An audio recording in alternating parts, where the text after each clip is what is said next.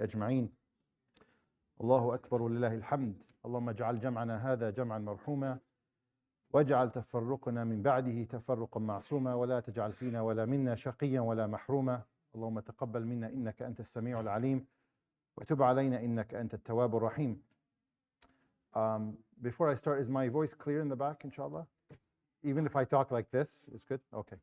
I don't have a voice today, so forgive me if you can't hear, just let me know, inshallah ta'ala. Okay. The clicker? Okay. Oh, it works? Okay. Perfect. طيب. So welcome to session 8 of Tafseer of Juz' Amma. We're well past the halfway mark of the term. My guess is we're probably going to finish in about a handful of classes, inshallah, depending on how things go.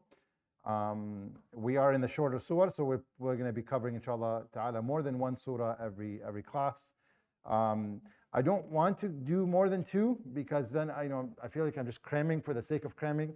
I'd rather take our time, have a discussion, reflect and actually talk about how this is relevant to us versus just move on through the surah very quickly.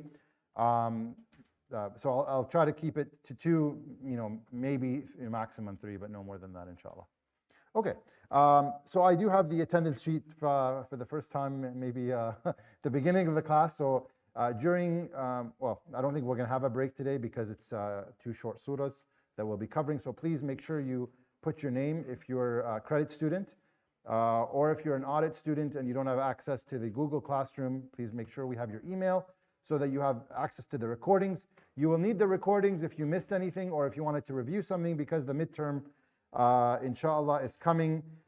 It's going to be on March 24th after Salat al-Dhuhr. And the reason, so that's Sunday at 2 p.m. And it'll go till about 3:30, inshallah. The reason why it's on Sunday is because today is our last day, our last class before Ramadan.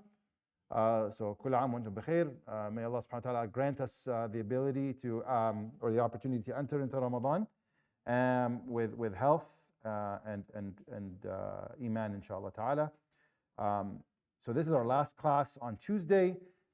Next Tuesday will be Taraweeh. So the next class after today, inshallah, will be on the 17th.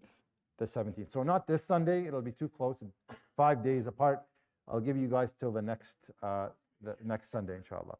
And then we'll have the midterm after the following week, so there will be no class because it's taking up the class time. And then we'll continue after that, inshallah. There's also an assignment that's due on this Friday, right? On March 8th.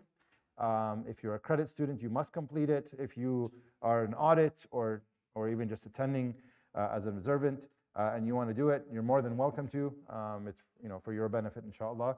But for credit students, it is due this Friday. And if you have any questions about the assignment, please feel free to see me or email me or call me for any additional information.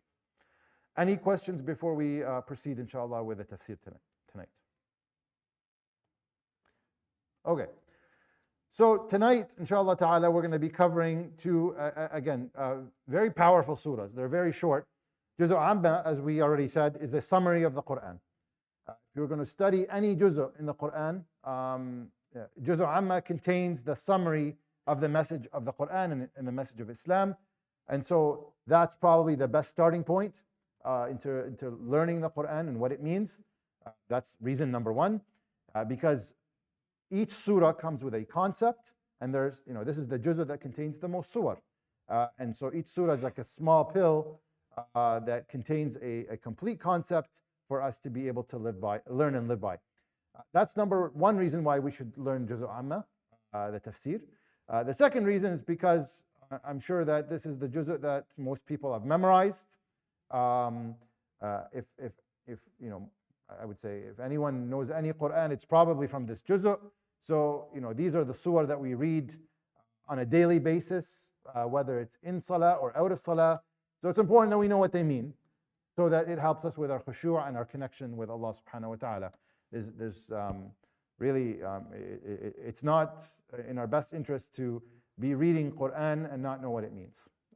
And so, it's a duty upon us that we understand at least what we're reciting. So that's reason number 2. There are many reasons. I'll give one more. If you have, children or siblings or even converts, and they're starting to learn the Quran, the easiest part of the Quran to learn, because of the shortness of the ayat and the surah and the conciseness of the message, is Juz' Amma as well. So there's many reasons why I think learning Juz' Amma is very important, and I'm mentioning all of these again. These are setting the context of why we're here. Okay, why we're here. طيب, we are in the last cluster of Juz' Amma. Juz' Amma is composed of 4 clusters we talked about already. The first cluster talks about the fundamentals of faith. That's in class 1. We covered that already. The next cluster talks about the concept of choice. So Islam is the only religion, and even if you include all of the philosophies and the scientific literature that speaks accurately and comprehensively with respect to the concept of choice. And so those surah cover that in great length from different perspectives. The next cluster, the third cluster, talks about the tools that Allah subhanahu wa ta'ala equipped us with so that we can overcome the challenges and the barriers of life. And these tools are not things that we can learn on our own. These are things that it's not something that a human can just through reflection on their own come to the conclusion of. These are divine concepts that Allah subhanahu wa ta'ala taught us. They include concepts of tawakkul and tasbih, and there are multiple surah in that cluster. That's mainly also covered in part 1, but we did cover a part of that in this class as well. And of course, that will be covered in the exam. That's the midterm, inshallah. And then we are in the 4th and last cluster. And these last surah, from Surah Al-Duha to Surah Al-Nas, talk about the Islamic values. So each surah has a very important Islamic value that we can learn. Again, most of these surah are revealed in Mecca, not in Medina. There's only a couple. And that is, again, because of the strengthening. Most of the Quran came to talk about concepts of belief, tawheed, accountability, articles of faith, stories of the past like prophets and so on. So Juz' Amma is a summary of that. We've reached to Surah Al-Qari'ah, and inshallah we're going to start with that tonight. Bi'idhnillah ta'ala. Al-Qari'ah is a very interesting name. It means the altering strike. So when you alter something, a strike that alters or changes something. The surah talks about the value of doing good deeds in contrast to being passive. The value of doing good deeds in contrast to being passive. And it highlights the importance of having an active life and the importance of performing good deeds, an act of righteousness. So this is Surah Al-Qari'ah. Most of us have it memorized. This is frozen on me again, so let me just...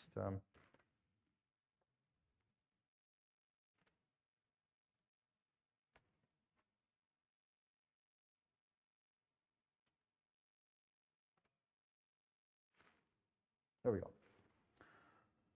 So we're going to start reciting it together, inshallah ta'ala. أعوذ بالله من الشيطان الرجيم. بسم الله الرحمن الرحيم. القارعة. ما القارعة. وما أدراك ما القارعة.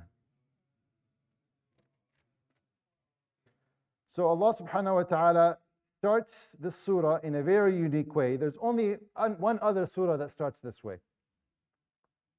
Does anyone know the other surah that starts this way? Al-Haqqa. Very good. And both Al-Haqqa and Al-Qari'ah talk about the Day of Judgment. They are names, different names for the Day of Judgment. And this style is quite unique to these surahs.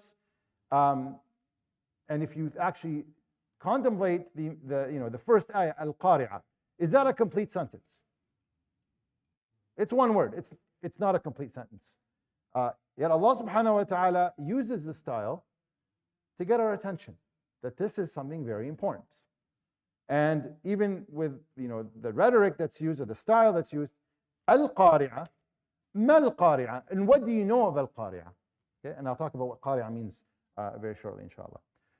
وَمَا أَدْرَاكَ مَا الْقَارِعَةُ. So 3 questions, well, 2 questions, with the first ayah being the exclamation of the name of this event.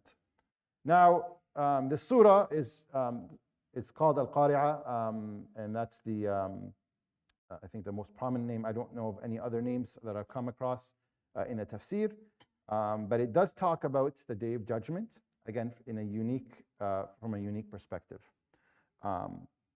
Now, Al-Qari'ah comes from qara'. Qara' is to strike something, to cause something to change, and with that strike comes a sound. Al-qara' is a sound. So al-qari'ah is something when you strike, it makes a sound and it changes the state of something. And now, what is it changing in our case, in this case? The qari'ah is changing, and we've talked about this concept before, the laws that governed our lives throughout time until the Day of Judgment. Al-Qari'ah strikes these laws and changes them. They no longer are the same laws that we lived by all our lives. Okay, so and this is what's very frightening on the Day of Judgment, right? When you see supernatural phenomena, or maybe online, a lot of people claim different things, right? We've even before online, when people would see like a meteor or something, and they would say, we've got a UFO or supernatural, and that would get a lot of attention because it's different. It doesn't fit the laws that we know about of creation. What's scary on the Day of Judgment, what causes people to be in chaos and be in panic, is that they start to observe and see things that are not the way that they're used to seeing. The laws have changed. So it disturbs the human that the human's used to walking on a ground that's firm. The human is used to seeing the sunrise in the morning. The human is used to gravity keeping everything on the surface of the earth. The human is used to seeing water as a fluid, something that is vital for our life, that is refreshing, that is used for many of our life's purposes. So we're all used to, when we talk to somebody in a polite way, or if we're asking someone of a favor, particularly somebody we know, that they would at least respond to us. We're used to all of these things. Al-Qari'ah came and strikes these laws all down, and they no longer exist. So when you walk, or you see the mountains that used to be firm, that held the ground as a peg to the earth, as Allah subhanahu wa ta'ala describes them as pegs. وَجَعَلْنَا الْجِبَالَ أَوْتَادًا أَلَمْ نَجْعَلْ الْأَرْضَ مِهَادًا وَالْجِبَالَ أَوْتَادًا. They were pegs that held the ground. Now all of a sudden, Allah subhanahu wa ta'ala describes them as وَتَرَى الْجِبَالَ تَحْسَبُهَا جَامِدَةً وَهِيَ تَمُرُّ مَرَّ السَّحَابِ. On the Day of Judgment, you will see the mountains. You will think it's firm and solid, but it's actually moving by just like the clouds. It's no longer the same law. It's changed the laws of what we know Earth to be. When you look at the sky, it's cracking. When you look at the water is burning. Yani, subhanAllah, water that's used to put out fire is actually on fire. That defies any law of physics that we know. Things on the Day of Judgment change. The strike comes and it changes the laws that we know. When you go to somebody you know and you love and you ask them for help, they have nothing to do with you. Things have changed. Nothing is constant anymore. And this is what happens on the Day of Judgment. There is no, any food that you consume, لا يسمن ولا يغني من جوع. It does not, and this is, of course, applies to people who end up in the wrong place, that any food they consume, it does not satisfy hunger, and it does not make them feel full. against the laws that we're used to, right? And so there's many of these, there's no death. Death is gone, right? Allah subhanahu wa ta'ala will make death into a ram that will be sacrificed, and there's no more death after this on the Day of Judgment. So the most essential laws are all changed, except for one law. One law that will stay constant, that's constant from the beginning of creation, and it will remain constant on the Day of Judgment. And we'll read about it, inshallah, later on in the surah. So these are the changes that happen on the Day of Judgment. Humans don't, most of the time, humans don't like change, or they have natural tendencies. And I'm just going to kind of sidetrack a little bit to this concept of change. Humans, Islam came to help humans manage human tendencies that were created in humans, that they're very difficult or sometimes nearly impossible to change, but Islam came to help us manage them. Because Allah subhanahu wa ta'ala created these tendencies. They're not meant for us to, completely annihilate them or change them. They're there, but Islam came to help us manage them. So for instance, and you talk to psychologists about this, we can't change a human response to a calamity. There's grief, there's sadness, there's anger. These are emotions that are created in the human. Those are natural, but Islam teaches us to manage those, right? So when we are struck with a calamity, we have patience. Inna lillahi wa inna ilayhi raji'un. So Islam came to help us manage these things, right? We have natural tendencies, right? A natural tendency to fill our stomachs or to satisfy sexual desires. Islam came and says, eat a third of your stomach and get married. It didn't say those things are wrong, you should never feel hungry, you should never desire relations. That's not what Islam came to. Islam came to manage those, to do them properly. Because at the end of the day, these are things Allah created. So why do I mention all this? Because all of these are natural laws that exist now, right? And so the only thing I will say is that, and maybe I'll just add another example. There's also a natural tendency for the human to be selfish, okay? I'm here to tell you it's okay to be selfish. Islam came actually to manage our selfishness. Allah created that within us, right? So the selfishness that is acceptable, that Islam manages, is for us to be selfish, to want Jannah, right? So if there's a good deed, I want that deed. I will put myself forward before anybody else to get that deed. That is appropriate selfishness, or selfishness. But to get there, Islam told me that I have to manage myself, right, to get the ultimate selfishness, which is Jannah. Because if there's a door open now, and there's one person allowed in this room to enter it, to get into Jannah, we would all fight for it. We would all fight, and that's okay. That's part of it. But to get there, Islam came to tell us that to get the ultimate selfishness, you have to be selfless. In this life, you have to be selfless. But being selfless in this life is actually selfish, because you're doing it for your own benefit, right? But that's the key, is that Islam came to manage that. Selfishness exists. What Islam came to say, be selfless, serve others, prioritize others, make sure that you are catering to people when they need you, help them, give from what you have, from what you love, be completely selfless for the ultimate goal of being selfish, of getting Jannah. Okay?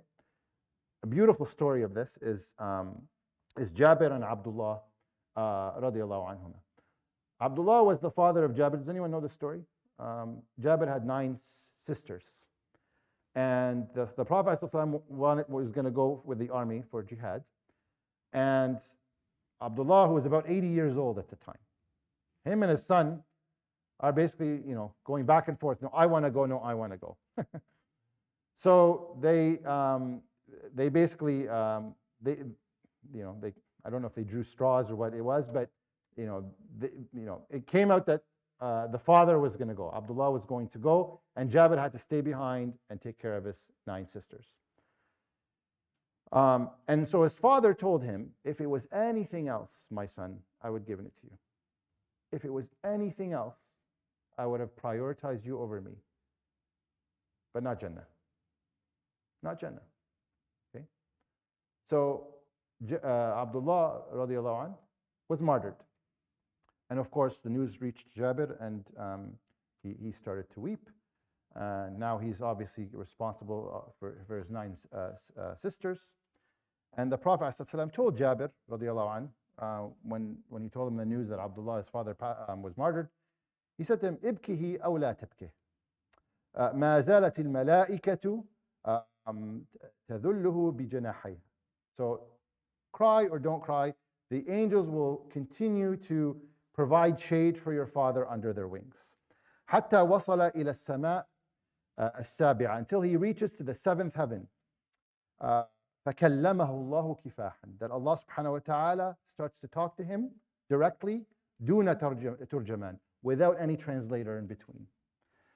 And then, so Allah subhanahu wa ta'ala asks Abdullah, wish anything you want, and I'll give it to you. And Abdullah says, I wish, O Allah, that you would take me back to dunya, so I can fight again and die for your sake again. And Allah subhanahu wa ta'ala tells him, except for this, I can't give you this. He says, that's it, death, there's no going back. This is the law that Allah subhanahu wa ta'ala established already. So, Allah subhanahu wa ta'ala asks him, what other thing do you want? And so Abdullah asks Allah subhanahu wa ta'ala to let the people know, inform them about the khair that I'm in, the goodness that I'm in. And so the ayat were revealed by Allah subhanahu wa ta'ala, وَلَا تَحْسَبَنَّ الَّذِينَ قُتِلُوا فِي سَبِيلِ اللَّهِ أَمْوَاتًا بَلْ أَحْيَاءٌ عِنْدَ رَبِّهِمْ يُرْزَقُونَ. Don't think those who get killed in the sake of Allah subhanahu wa ta'ala are dead. Indeed, they're alive with Allah subhanahu wa ta'ala being provided for. فَرِحِينَ بِمَا آتَاهُمُ اللَّهُ مِنْ فَضْلِهِ. And they're happy and joyful with what Allah subhanahu wa ta'ala has given them. And so it's a beautiful story. But the goal of the story is that when there's an opportunity for Jannah, you should. If you prioritize somebody before you to go to it, there's a problem. But to get there, with deeds that govern our day-to-day, we need to be selfless, not selfish, because that's what leads to Jannah, inshallah ta'ala. So I mentioned this because these are all laws, and I thought this is a good opportunity maybe just to talk about this, story. But all these laws change. So on the Day of Judgment, there's no helping people. You don't care about helping people, and people don't care helping you. Your own spouse, your own children, your own parents, your own siblings, nobody cares. Nobody cares. So, Al-Qari'ah, Mal-Qari'ah, wa ma adraka Mal-Qari'ah. Allah subhanahu wa ta'ala is asking these questions to make us think and sit there and reflect. So let's continue reading, inshallah ta'ala. We might as well just finish the surah, inshallah, so that we can complete the tafsir. يوم يكون الناس كالفراش المبثوث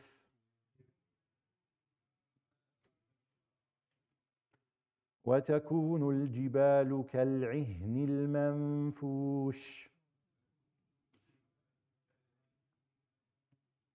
فأما من ثقلت موازينه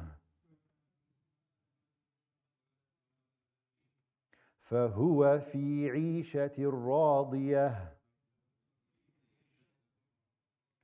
وأما من خفت موازينه فأمه هاوية. So be careful here. There's a few hats, right? So you want to make sure the hat comes from here. فأمه هاوية وما أدراك ما هي نار حامية. Okay. يوم يكون الناس كالفراش المبثوث. On that day, people will be like al-farash. Farash are like moths. Mabthuth are going to be dispersed. And it's interesting because humans, unlike other creation, are unique and they're stronger in capability. We're able to adapt different environments. You can have a human living in the North Pole and in the middle of a desert, right? Humans are they easily adapt. They're very organized. They have an ability to organize and be organized. They're very flexible to changing circumstances. They are able to distinguish between matters. Many things that make humans unique. But on the Day of Judgment, Allah subhanahu wa ta'ala is saying they're like moths. You know the moth that basically you see, and it's got probably a memory less than a second. It's flying the same direction over and over. It sees the light and it sees all of its friends. You know, if you have those like lanterns that they're meant to capture the moths, right, and burn them. It sees its own family go in there and it just follows it, right? Humans will be in that state, dispersed in panic and bewildered. So this is the state of the humans that Allah subhanahu wa ta'ala is describing. يوم يكون الناس كالفراش المبثوث وتكون الجبال كالعهن المنفوش. So there is an example of the change. The people will change and the mountains will change. The mountains will be like wool. Manfush is fluffed. It's no longer heavy. It's very light that it gets moved by, wind or blowing air. And these are the mountains. The mountains that I don't know how many of you have gone to British Columbia or Alberta, but those mountains, those Rockies are magnificent. And you just think about these things, and they're all of a sudden just floating like fluff. It's quite incredible. And Allah subhanahu wa ta'ala describes these two examples of changes that will happen. فَأَمَّا مَنْ ثَقُلَتْ مَوَازِينُهُ. So for the one, ثَقُلَتْ comes from something that's heavy. مَوَازِينُهُ comes from the term mizan, which is the scale or a measure. Mizan is used as a measure or a scale. Now, here's another law that changed that Allah subhanahu wa ta'ala talks about. Actually, this law is the only law that hasn't changed. We've changed the meaning of it, but it's the law that existed from the beginning of time, and it will exist till the Day of Judgment, and it will never change. And this is the law of the scale. The law of the scale. When you put deeds on the scale, and they're heavy, and they balance one side versus the other, that law will never change. That's the only law that will never change. We've changed the meaning of it, though. We've changed the meaning such that the scale, at least right now in life, is weighed heavy by your money, your status, your credentials, what goes on after your signature in your email, right? Your position in a company or society, your lineage, your friends, your followers. This is how we've changed the scale. The only law that doesn't change, we've actually even changed it. But the reality is we've tried to change it. It's still there. It hasn't changed. We just have a misrepresentation of it. But the way that people look at other people is, oh, so-and-so is a doctor. Oh, so-and-so is a PhD. Right? Oh, so-and-so is, a millionaire. Oh, so-and-so's got, 2 million followers. Whatever it is, we've changed the scale. The law of the scales hasn't changed. Allah subhanahu wa ta'ala, inna akramakum inda Allahi atqakum, that the concept of the best of you are the ones who have taqwa, and this is what makes the scale heavy. That will never change. It still exists now, it will exist on the Day of Judgment. But we've interpreted differently. And so humans, are notorious of destroying things, and we've destroyed the meaning of what the scale really represents. On the Day of Judgment, nobody's going to call us by our titles. When you fill out a form, are you, Mr., Mrs., Doctor, Professor, what? That nobody cares. Nobody cares, right? Nobody cares what you own and what you had. These are all things that we misinterpret, and unfortunately, we need to work on. And so, فَأَمَّا مَنْ ثَقُلَتْ مَوَازِينُهُ, whoever's scales are heavy, فَهُوَ فِي عِيشَةٍ رَاضِيَةٍ. So that person will be in Isha. Isha is life. Isha, to indicate life, but not just in post hereafter, it's also before the hereafter. A person who gets a radiya, a pleasant, a content, a life that that's bringing them contentness, they're content or they're happy, or they're satisfied. These are not people that didn't have a life of satisfaction before. Actually, the people who end up with a satisfied life in Jannah are the people who had satisfied life in dunya, because they were satisfied with Allah subhanahu wa ta'ala, what He gave them, whatever He ordained for them, whatever share they got in dunya in material things, whatever hardships they got, they had this concept of tawakkul and contentness with Allah subhanahu wa ta'ala. And we covered these in previous surahs. So this person is not like this is something new all of a sudden. Of course, it's the ultimate bliss, the ultimate luxury in Jannah, but that person's lived a life of satisfaction all their life. Well, most of their life, if not all of it. And so we need to start thinking about being content here. It's not just over there, it's also here. فَهُوَ فِي عِيشَةٍ رَاضِيَةٍ. He or she will be in a pleasant life. Notice, so maybe before I get to this point, there's a hadith of a person that will يأتي الرجل سمين السمين العظيم يوم القيامة لا يزن عند الله جناح بعوضة. That this person that's described on the Day of Judgment will come is a very big person, huge in size, in weight, and this person will not be worth a wing of a gnat or a fly in the sight of Allah subhanahu wa ta'ala, or on the Day of Judgment. So this person's deeds will be put on the scale, and they will not do anything to the scale. And so this person is described to actually jump on the scale to make it move, and it doesn't move. It doesn't move. Because the law is not about the physical mass, it's about the deeds. It's always been the deeds. And so we need to start seeing things correctly. Now, it's interesting how, I don't know if anyone's really contemplated this ayah, but it's interesting because Allah here talks about ثَقُلَتْ مَوَازِينُهُ, when the scales are heavy. This person is in a عِيشَ رَاضِيَةٍ, satisfied, content life. So what does it indicate? If the scales are heavy, heavy with what?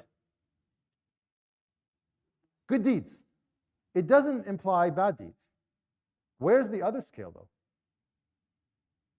Where's the other scale?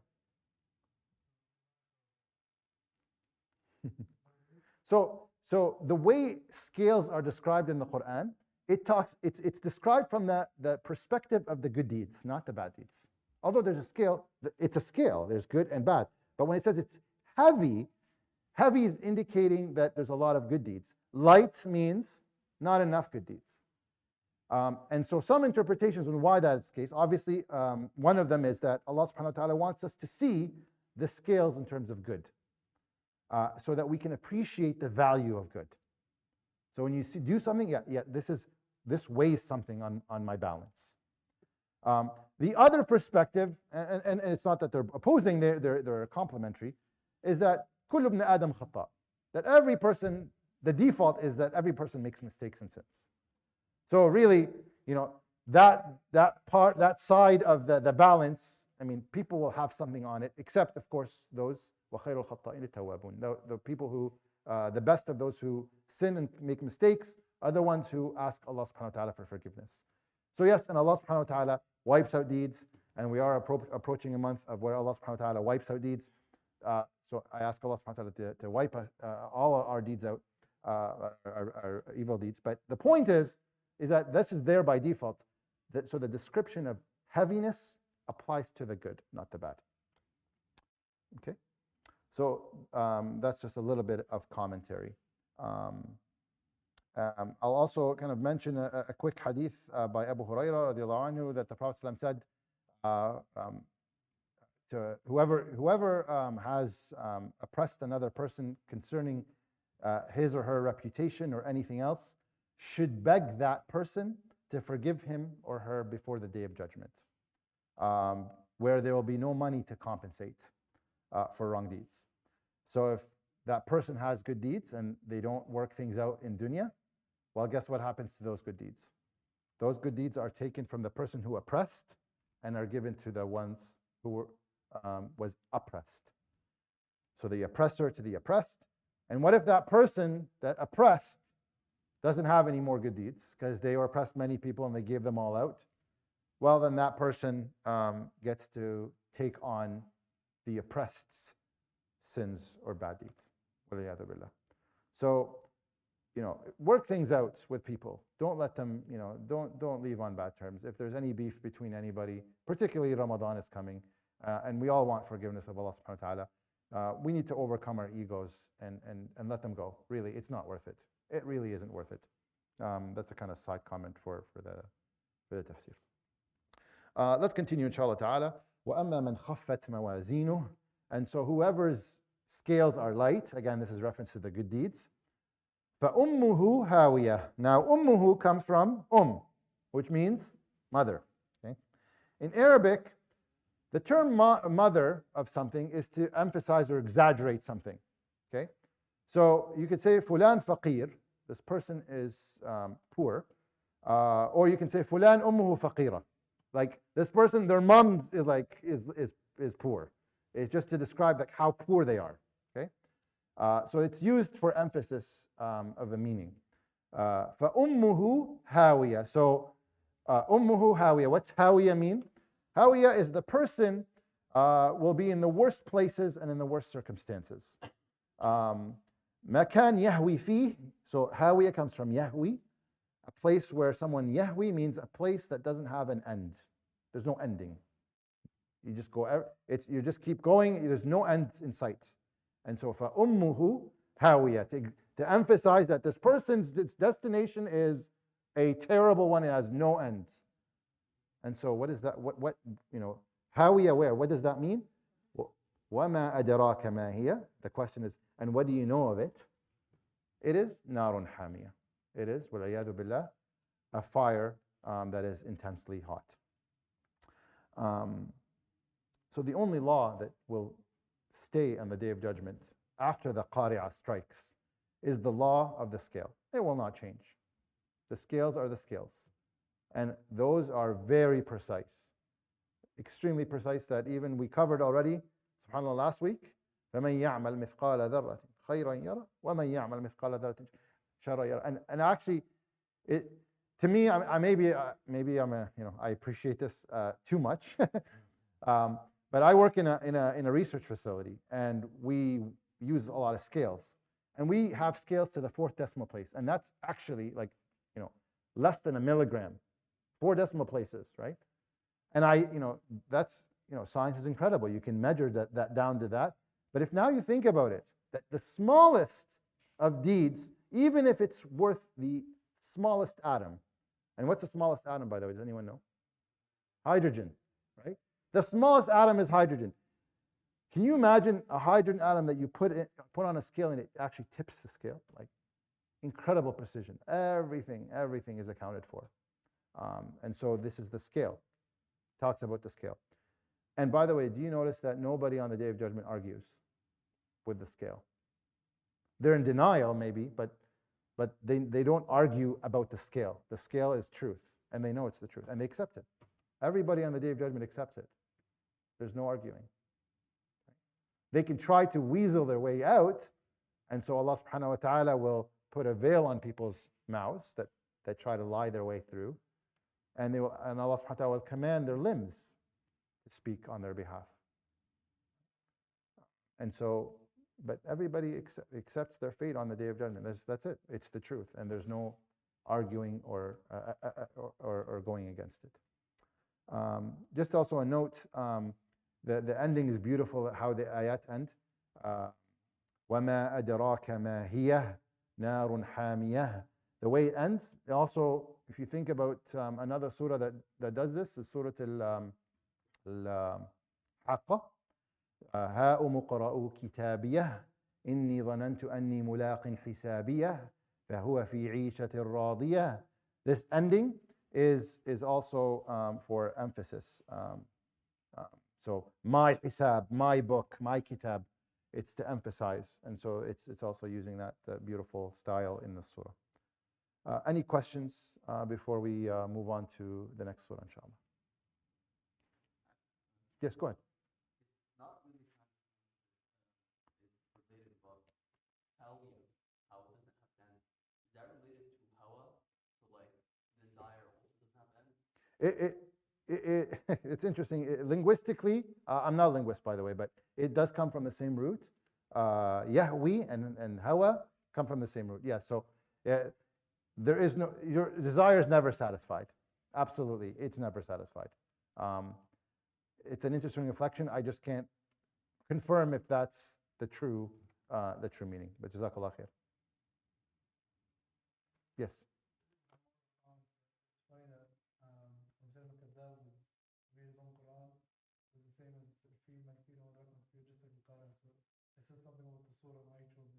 Mm.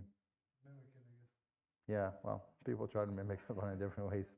But yes, it's beautiful, and it's got something in common with, if you actually, this is why it's beautiful to actually memorize the whole Quran, because you start making connections, and these connections, like, they're priceless. Sometimes you just, um, one connection I actually like, maybe, I'm sorry, I'm sidetracking, but it's actually one of my favorites. It's because throughout the Quran you hear about the story of Sayyidina Ibrahim.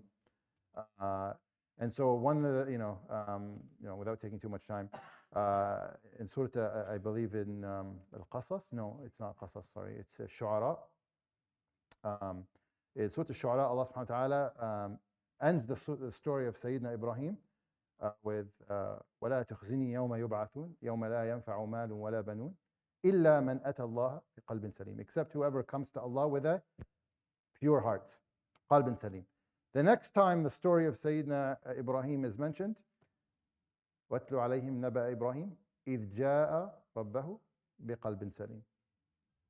Came with that. And it just, just linking things is absolutely beautiful, and I encourage you, inshallah ta'ala, to, one of the nice things about memorizing the Quran.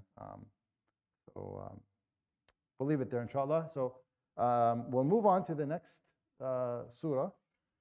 We should be, inshallah, it shouldn't be taking too long. It's, again, a short surah. I just don't know why this is... All right. So the next surah we're going to be covering is Surah Al-Takathur. It's actually also another strong and but beautiful surah as well. It talks about prioritization as an Islamic value and avoiding distractions. Don't be distracted by trivial things, and certainly prioritization is extremely important in Islam, and don't let things distract you from that. So before we move on, Surah Al-Takathur is called Surah Al-Takathur for the most part. It's also referred to as Surah Al-Hakum. Yeah, those are the primary two. And there is also reference that it's called also Surah Al-Maqbarah. Maqbarah is the graveyard. Interesting that name for Takathur. And Takathur means the desire for more. The desire for more. And so actually there's a beautiful hadith that the Prophet ﷺ said, لو أن لابن آدم واديا من ذهب أحب أن يكون له واديين. So if the human had a valley full of gold, they would want a second valley full of gold. وَلَنْ يَمْلَى فَاهُ, and there's nothing that will fill their mouth إِلَّا التُّرَابُ وَيَتُوبُ اللَّهُ عَلَى مَنْ تَابَ. And there's nothing that will fill his mouth except for dust of the grave. Yet Allah subhanahu wa ta'ala will forgive those who, or will allow people who repent to turn to Him to forgive them. And so this is kind of just setting the scene for Surah Al-Takathur. Surah Al-Takathur, Asbab al-Nuzul, it's reported that it's one of the causes of its revelation, or a cause of the revelation, is that Banu Abd Manaf and Banu Sahm began to boast to each other about their wealth, their leadership, their honor, and Allah subhanahu wa ta'ala revealed this surah to stop them from boasting about what Allah subhanahu wa ta'ala has provided them and given them, and to guide them towards doing good. Now, I will mention this analogy because I think I think it's a great analogy. And keep this analogy in mind. We'll come back to it, inshallah. Anybody here have children? Okay.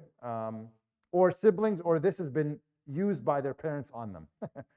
So if you have a child, or you are a child that played video games, or you went out with your friends, or you watch TV, right? Or you have kids that do that. You as a parent, or if you had parents, they probably don't care about that. It's not that don't care. You don't mind them doing that if they fulfill all their responsibilities. So if they do their homework, they help around the house, they serve their mom and their dad, they memorize Quran, and then you see them playing or going out with their friends, yeah, you let that go, right? It's okay. They fulfilled their responsibilities. Okay? And parents will let their kids do that.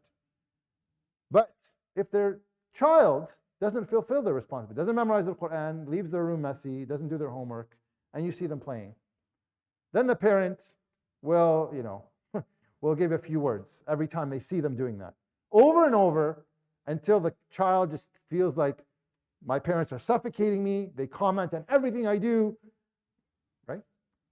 So keep that analogy in mind. Okay, keep that analogy in mind. There's two approaches, right? Parents will be okay with children doing this if they fulfill their responsibility, but if they don't, then they're not okay. Okay? So how does that fit in? Inshallah, we will be covering that. Let's read the surah. أعوذ بالله من الشيطان الرجيم. بسم الله الرحمن الرحيم. So I'm sorry, I don't know what happened to it. It just went to something completely different on its own. Or maybe because I had the mouse, but... So if you have a mushaf, maybe just for the sake of time.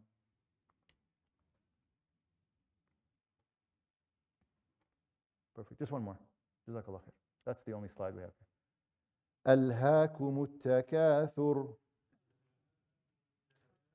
حتى زرتم المقابر كلا سوف تعلمون ثم كلا سوف تعلمون.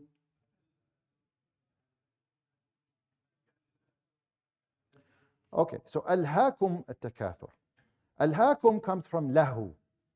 Now I want you to understand this. Okay, lahu is you're preoccupied with gaining the desire of gaining more. Now, lahu doesn't mean it's not important. What you're doing is not important. Lahu means that what you're doing is less important than something else that you ought to be doing. So you have a priority issue. It's not like la'ib. Lahu and la'ib are used in the Quran. La'ib means you're doing something that is completely useless and irrelevant. You're wasting your time. Lahu, you may be doing something that's important, but not as important as something else you should be doing. Hence the example of the child, right? So keep that in mind, that lahu is, takathur, we know that the Prophet ﷺ sought refuge from poverty, right? So the desire to gain livelihood, and you could do that for the sake of Allah subhanahu wa ta'ala. But when it becomes such that it's distracting you, that's what you're thinking about day and night, it's distracting you from other more important things, then this is where it's a problem. And in the context of the surah, it's talking about it as a problem. Alhaakum at-takathur. What you're doing is less important than what you should be doing. Takathur is to want abundance. Okay? Takathur of what? Well, the Quran explains that in other surahs, right? Allah subhanahu wa ta'ala says, اعلموا أنما الحياة الدنيا لاعب وله وزينة وتفاخر بينكم وتكاثر في الأموال والأولاد. That abundance in amwal, wealth, and awlad is children or offspring. Now, again, these are specific terms, but you know what we've covered so far is these terms, we're not constricted to the literal just meaning of these terms. Amwal, so it's not describing them here because Allah already described takathur of what in other ayat, right? And Allah subhanahu wa ta'ala also says, نَحْنُ أَكْثَرُ أَمْوَالًا وَأَوْلَادًا وَمَا نَحْنُ بِمُعَذَّبِينَ. So this concept of amwal is financial possessions, okay? Economic and financial status. Awlad is social possessions. So that could be your strength, your status, your family, your friends, that context. So it's not just, people think it's just cash and children. No, it's bigger than that. It's financial and it's social. Okay? And by the way, a human needs both. You need both. Sayyidina Ibrahim alayhi salam made dua when he left Hajar and Ismail for, for the social part, for people tahwi ilayhim, to come to them, and thamarat, right? And a livelihood, financial, so that they can live and survive.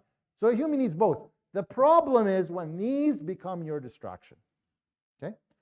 Now, most people will not realize that these are a distraction until حَتَّى زُرْتُمُ الْمَقَابِرِ. And the way Allah subhanahu wa ta'ala puts it is extremely, it's not when they die, it's when they visit the graves. Does it mean when I physically go visit the grave right now? No, when you visit and I visit, it means when we die, right? That's when all people will recognize that we were distracted, except those who understand the surah. حَتَّى زُرْتُمُ الْمَقَابِرِ, until you visit the graves. And the way that Allah subhanahu wa ta'ala uses the wording here, until you visit the graves, it means you're in the grave for a relatively shorter period of time. From now till the Day of Judgment, that could be many, many years, yes, but relatively speaking, it's a very short period of time. You're just visiting, right? حَتَّى زُرْتُمُ الْمَقَابِرِ. Now, is takathur itself haram? Am I telling you, do not go and gain your livelihood and increase your profits in your business? And no, that's not what we're saying. What we're saying is don't let that distract you from your other higher priority items. That's when it becomes a problem. Because Allah subhanahu wa ta'ala didn't say distracting from what? It's obvious. Now, it should be obvious. The Prophet ﷺ prioritized things for us. The problem is we and maybe not just us, but even generations before, we were like a person who had the list of papers in the right order, all the priorities in exact order, and we tripped and we fell and all the papers went flying and they went on the ground and we collected them quickly and just put them together. And we lost a sense of what's important and what's not very important. Okay? What's haram versus what's aib, or aib is the Arabic word when you say, oh, this is, aib, don't do that, it's shameful. People, believe it or not, will take things and will call something aib as haram, or something that's haram as aib, completely destroying the understanding of what's a priority, what's not. You will see this there's many examples. A child will get a weird haircut, and their parents will ostracize them and will not speak to them. Yet when they lie and cheat, no comment. No comment. What are we teaching then our kids? What are we teaching people when we get upset with haircuts, but not them missing salah or lying, right? You'll see that they'll be at home, break a plate, and the parents go crazy, and then they'll curse somebody, in public, openly. Parents won't say anything. Completely lost our prioritization. And doing that, being silent, it's not just what we say, it's what we don't say. When we're harsh on things that are ridiculous, and we're soft or silent things that are important, we're indirectly teaching, we're directly teaching people that this is okay and this isn't. And this is a lesson that I learned as a parent, and be careful with what you say and how you react to your children, because the way you do that teaches them what's important, what's not. They'll start saying, Baba and Mama will be upset with me if I drop milk, but when it comes to missing out on my Quran class, not a big deal. What are we teaching them? Our prioritization needs work. And so the Prophet ﷺ came with that, came with the thawabit and the non-thawabit. Thawabit are things that are fundamental and things that are not fundamental that are open for flexible change. And we've completely messed them up. And Sheikh Adnan talked about one of them after Aisha. This concept of, do we fast? You know, who's citing? Is it their side? Unity, unity. That's the priority, is unity. We already gave that example of Sayyidina Musa and Harun, that Allah subhanahu wa ta'ala did not condemn Harun for allowing people, his tribe, to worship a golden calf while Musa left. Why? Because he said, I didn't want to break their unity. It's easier to gather people and guide them when they're all one versus all separated. It's extremely important concept in Islam. And shaitan does that all the time. Shaitan, and this is one of the tactics of shaitan, is that if he does not stop us from doing a good deed, he will mess up our priorities. So, for instance, we memorize Quran, we will not miss our Quran, but when it comes to our parents and serving them and tending to their needs, maybe yes and no. Okay? A person will not miss a prayer in the masjid, and then they'll go home and there'll be domestic abuse. I know examples of these things, right? You just don't understand. A person will be extremely, will wear the best clothes and will drive the best of cars, and everything's so nice and professional, but their heart is polluted. What are we prioritizing? We've lost that priority. And so this is the concept of alhaakumut takathur, that we have lost out on understanding what's our priority, and we've caused those things to distract us. حتى زرتم المقابر, until you visit the graves. كلا سوف تعلمون ثم كلا سوف تعلمون, and Allah repeats it twice. No, you are going to know, then no, so كلا means no, but it's for emphasis. You will surely know, you will find out, and then you will surely know. So there's two of them. كلا سوف تعلمون, and then ثم means later, at a time later, you will know. You will know now, and you will know in the hereafter. It's not just the hereafter. There will be evidence and signs that we don't know how to prioritize. We are distracted from the important things in this life. You don't have to wait till the day of judgment to see it. You can see it now. كلا سوف تعلمون, you will know, i.e. you will know now in this life.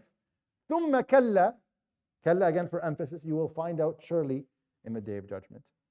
How do we find out? Well, I mean, the state of our ummah, even if you look at examples as Jum'ah prayer, somebody will will do whatever it takes. Will cut people in the road, will go over red lights.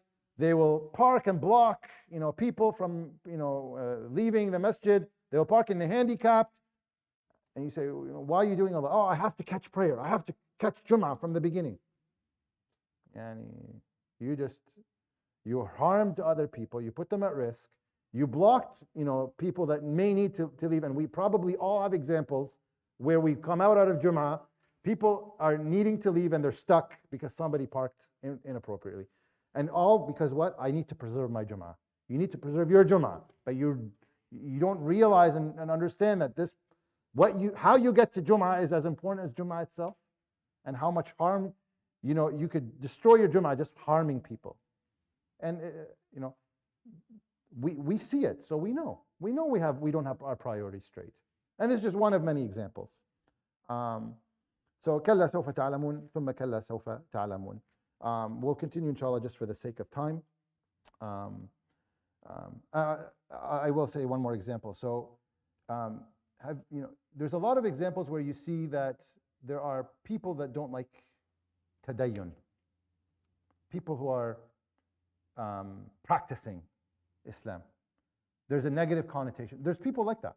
We probably know, maybe extended family members or friends that look down upon people who have, who wear a thawb or have a beard or go to the masjid, right? They say they're mutashaddid or they're strict. Are these people coming to that conclusion because they read Islam and that's how they understood it? They studied Islam and this is how they concluded? Probably not. this is probably a conclusion from their observation of those very people and how they deal with others. So they may be extremely rough with people, right? Maybe they don't tolerate. Maybe they have a very strong and unaccommodating personality. Maybe they see behavior that's inconsistent. You're so consistent in going to the masjid and praying, but we see you, the way you deal with other people is. So unfortunately, these examples exist. And we already see them, so we know that we're not prioritizing. And this is the first كَلَّا سَوْفَ تَعْلَمُونَ. And then, on the Day of Judgment, it'll be a lot clearer too, inshallah ta'ala. So let's finish reading the surah. كَلَّا لَوْ تَعْلَمُونَ عِلْمَ الْيَقِينِ لَتَرَوُنَّ الْجَحِيمَ ثُمَّ لَتَرَوُنَّهَا عَيْنَ الْيَقِينِ ثُمَّ لَتُسْأَلُنَّ يَوْمَئِذٍ عَنِ النَّعِيمِ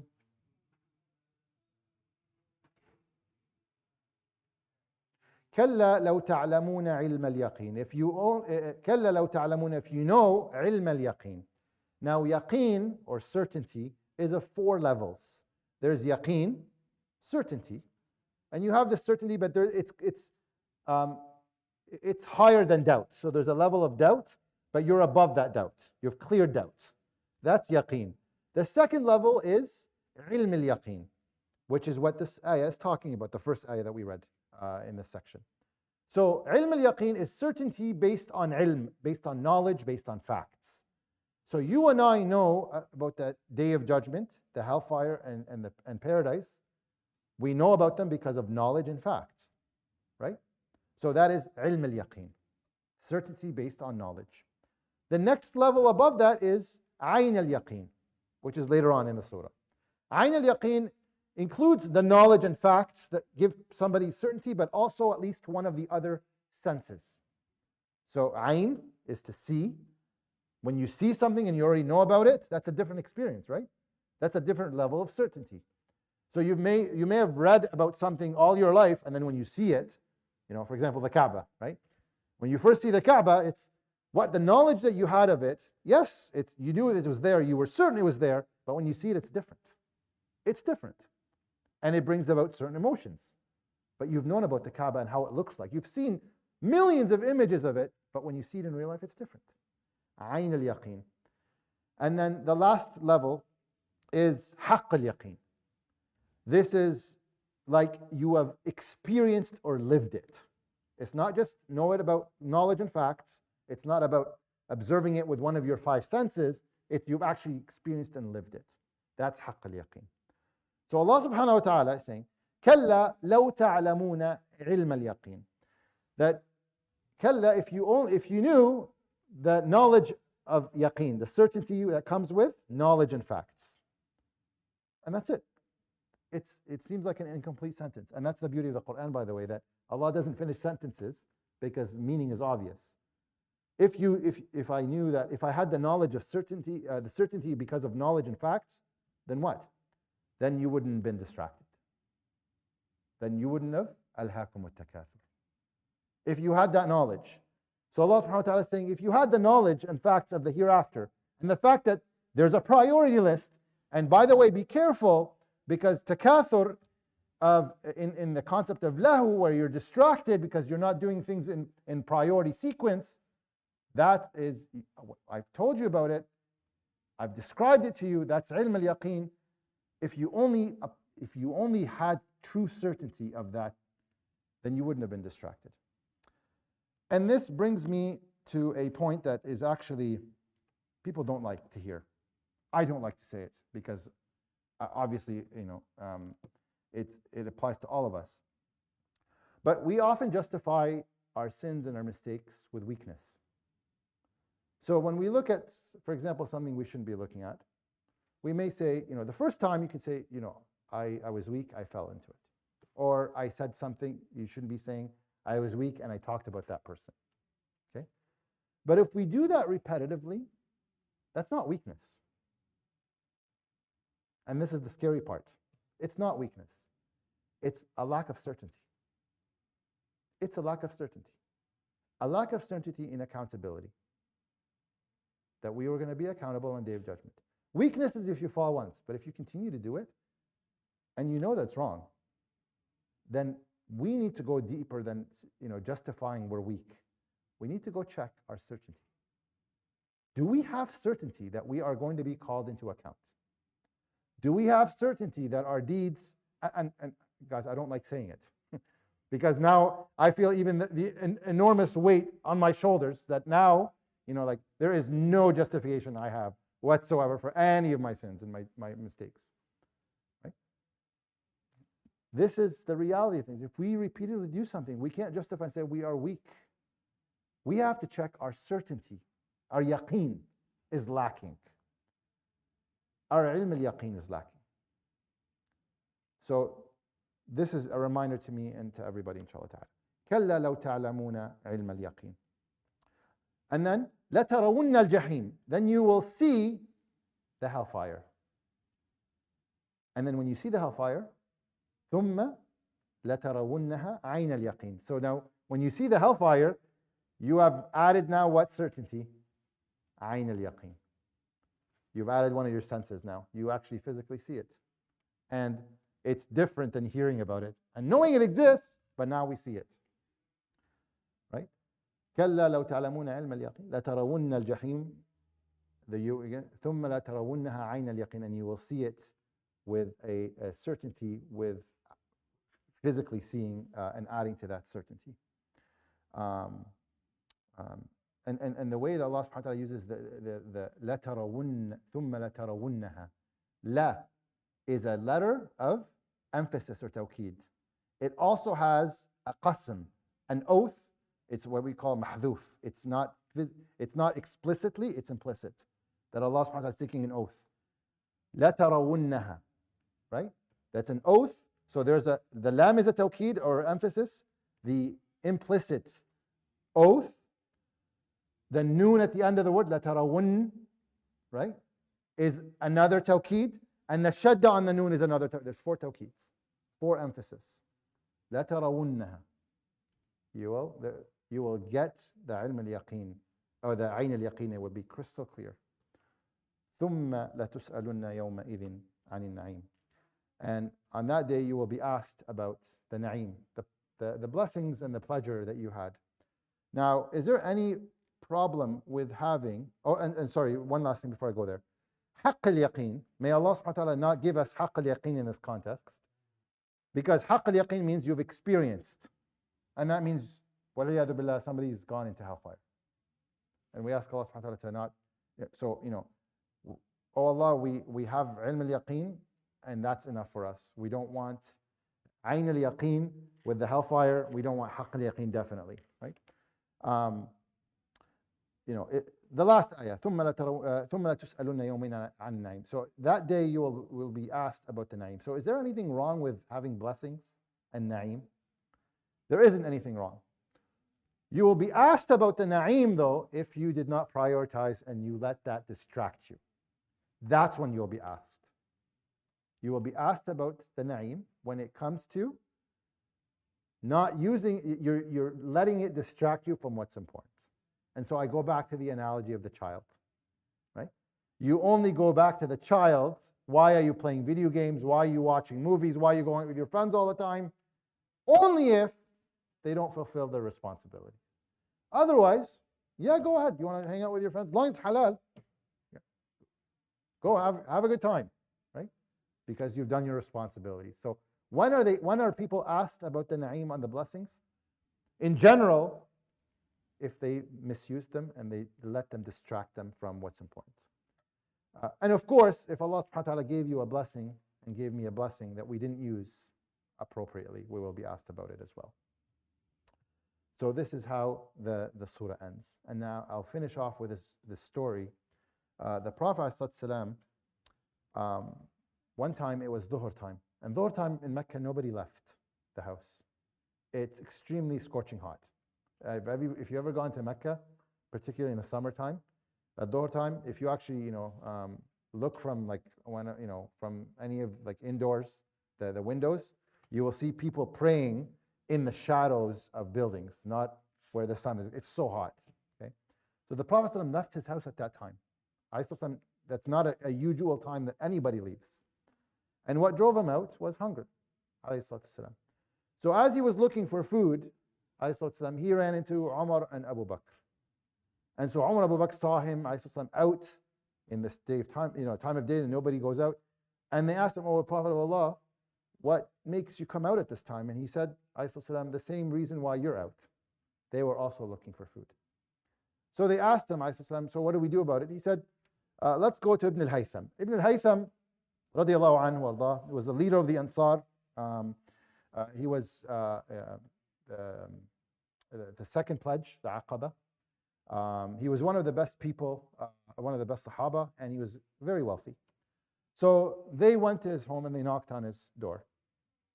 And Ibn Haytham opened the door and he was ecstatic that he saw, look at the guests coming to him, subhanAllah, right? The best of guests, the Prophet ﷺ, Abu Bakr and Umar. And so he let them in. Obviously, he was, he felt like he's the happiest person on earth. And he served them dates. He slaughtered an animal, served them meat, and gave them some milk. So as he was, inside, in a different room, and the Prophet ﷺ finished eating, he looked at Abu Bakr and Umar, and he recited this ayah, ثُمَّ لَتُسْأَلُنَّ يَوْمَئِذٍ عَنِ النَّعِيمِ, that you will surely be asked about the blessings on the Day of Judgment. Let's put things in context here. They were starving. They had no food. They left their house at a time that's dangerous to leave, scorching hot, because of pain in their stomach. And the Prophet ﷺ saying, right after this, the meal that turned off the pain, you're going to be asked about blessings on the Day of Judgment. You're going to be asked about this. So when they heard this, they started to weep. And the Prophet ﷺ started to weep with them. And Ibn Haytham walked in, he saw them weeping, he started to weep. He didn't know why, but he wept with them. This is just a reminder that, we are in luxury. The Prophet ﷺ described in a hadith that if you have more, if you have the day's worth of food, you have a shelter over you, and you're in health, you own the you own the whole dunya. You own the whole dunya for just that one day, not for my life savings, what's in the fridge that's going to last me for months, just for that one day. You have food, you have a shelter, and you're in good health. You have it all. You have it all. And it's a reminder for all of us, inshallah ta'ala, to be more thankful and to use that ni'mah for the sake of Allah subhanahu wa ta'ala.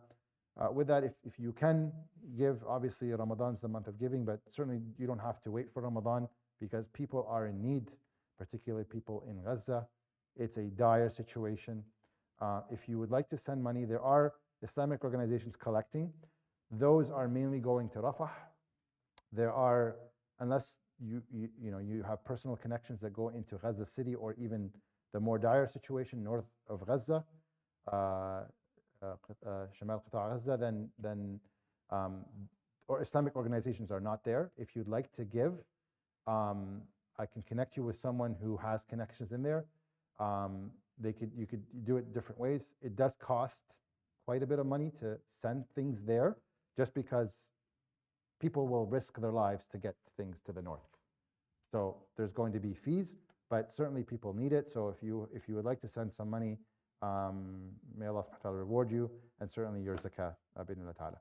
Any questions before we close? And please make sure you write your name on the attendance sheet before you go, because it's part of the grade, inshallah.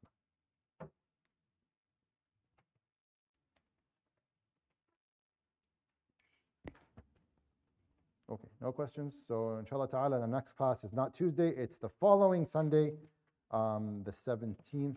جزاكم الله خير. سبحانك اللهم وبحمدك نشهد أن لا إله إلا أنت نستغفرك ونتوب إليك وصلى اللهم على سيدنا محمد وعلى آله وصحبه أجمعين.